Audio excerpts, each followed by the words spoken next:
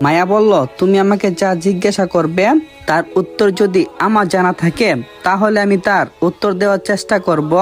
আমি বললাম, তুমি আমাকে এটা বলো, তোমার বোন আমাকে সহ্য করতে পারে না কেন? মায়া বলল, আসলে আপুর টাকার নেশা। যখন আপু তোমাদের বাসায় আসে তখন থেকে আপু কেমন জানি হয়ে গেছে। যখন জানতে পারছে তোমাদের সম্পদ অনেক, তারপর থেকে আপু তোমাকে আর কিছু বলতে দিলাম না, কারণ আমি ওর পুরো কথাটা বুঝে গেছি কেন ভাবি আমাকে সহ্য করতে পারতো না এবং সেদিন ওই নাটক কেন করছিল, এখন কেন আমাকে তাদের কাছে ফিরিয়ে নিতে চাচ্ছে।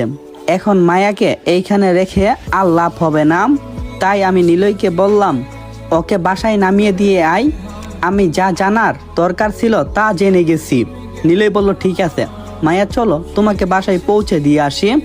তখন মায়া আমাকে বলল, তুমি যা ভাবার ভাবো না কেন, আমি আজও তোমাকে অনেক ভালোবাসি। আমি বললাম, এসব কথা আপনার মুখ দিয়ে মানায় না, আর এখন তো আপনার বিয়ে হয়ে গেছে, নিজের স্বামী সুখের সংসার করুন, আপনাদের মাঝখানে আমাকে টেনে এনে কোনো সমস্যা সৃষ্টি করবেন না।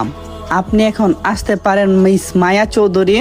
মায়া বলল, আমি সত্যি সত্যি বলছি সাজ্জাদ, আমি তোমাকে আজও ভালোবাসি।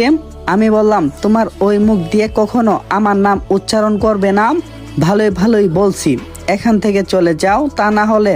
মায়া আর কোনো কিছু না বলে চুপচাপ বাসা থেকে বের হয়ে গেল। ওর সাথে নিলয়ও গেল। ওরা চলে যাওয়ার পর আমি বারান্দায় গেলাম। বারান্দায় গিয়ে ভাবতে লাগলাম, ওই কাজগুলো করছে আর কেনই বা এখন নতুন করে নাটক সৃষ্টি করছে। এসব ভাবছি আর সিগারেট টানছি। সিগারেট খাই না, যখন একটু বেশি মন খারাপ হয় তখন খাই। বারান্দার গেট ধরে ব্যস্ত শহরটা দেখছিলাম।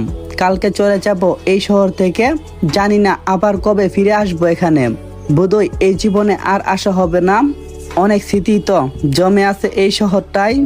একদিন এই শহরটা থেকে বিদায় নিছিলাম নিজেকে তৈরি করার জন্য, আজ আবার নিজেকে প্রমাণ করার জন্য এই শহরে ফিরে আসলাম। তখনই পিছনে কারো উপস্থিতি টের পেলাম। পিছনে তাকিয়ে দেখি নিলয় দাঁড়িয়ে আছে। আমাকে বারান্দায় দাঁড়িয়ে থাকতে দেখে নিলয় বলল, কিরে কি হয়েছে, একা একা দাঁড়িয়ে আসিস কেন? আমি বললাম, আজকে জানতে পারলাম সেই সত্যিটা, ভাবি কেন আমার সাথে এমন কাজ করলো। নিলয় বলল, আমাকে তো সেটা বললি না। আমি বললাম, তোর উত্তরটা পরে দেব, আগের আমার কথাটা শুন। একটা মানুষ টাকার জন্য কতটা নিচে নামতে পারে সেটা একটু ভেবে দেখছিস? টাকার জন্য এই দুনিয়ার মানুষগুলো বড্ড বেশি স্বার্থপর ভাই।